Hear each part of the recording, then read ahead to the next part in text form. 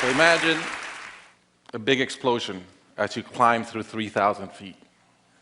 Imagine a plane full of smoke. Imagine an engine going clack, clack, clack, clack, clack, clack, clack. Sounds scary. Well, I had a unique seat that day. I was sitting in 1D. I was the only one who could talk to the flight attendants. So I looked at them right away, and they said, no problem. We probably hit some birds. The pilot had already turned the plane around, and we weren't that far. You could see Manhattan. 2 minutes later, 3 things happen at the same time.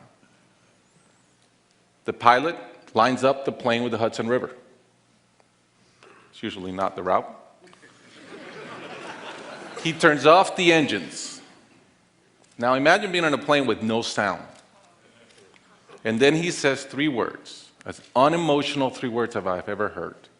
He says, brace for impact. I didn't have to talk to the flight attendant anymore. I could see in her eyes, it was terror. Life was over.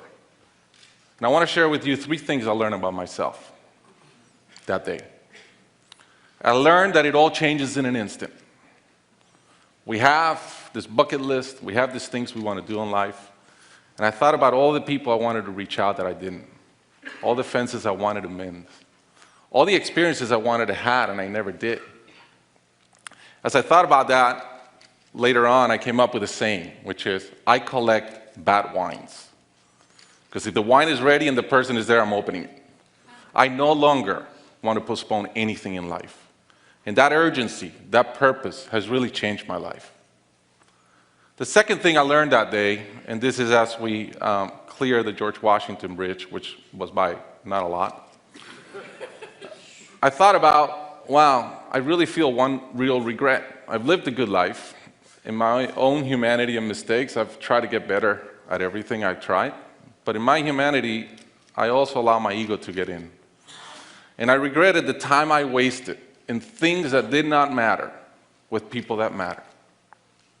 And I thought about my relationship with my wife, with my friends, with people. And after, as I reflected on that, I decided to eliminate negative energy from my life. It's not perfect. It's a lot better. I've not had a fight with my wife in 2 years. It feels great. I'm no longer trying to be right. I choose to be happy.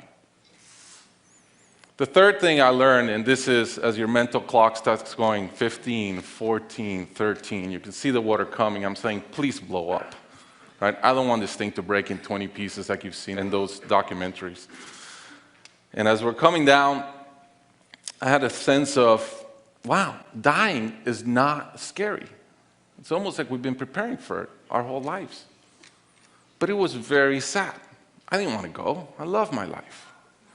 And that sadness really framed in one thought, which is, I only wish for one thing. I only wish I could see my kids grow up.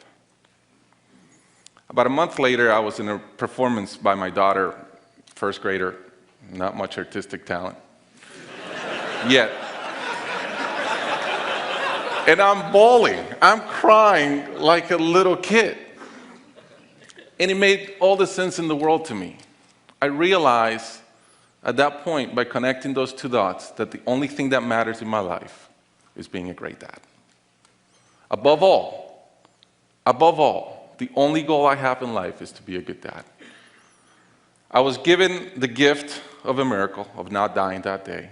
I was given another gift, which was to be able to see into the future and come back and live differently.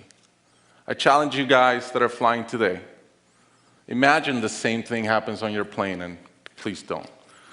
But imagine, and how would you change? What would you get done that you're waiting to get done because you think you'll be here forever?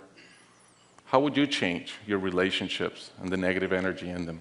And more than anything, are you being the best parent you can? Thank you.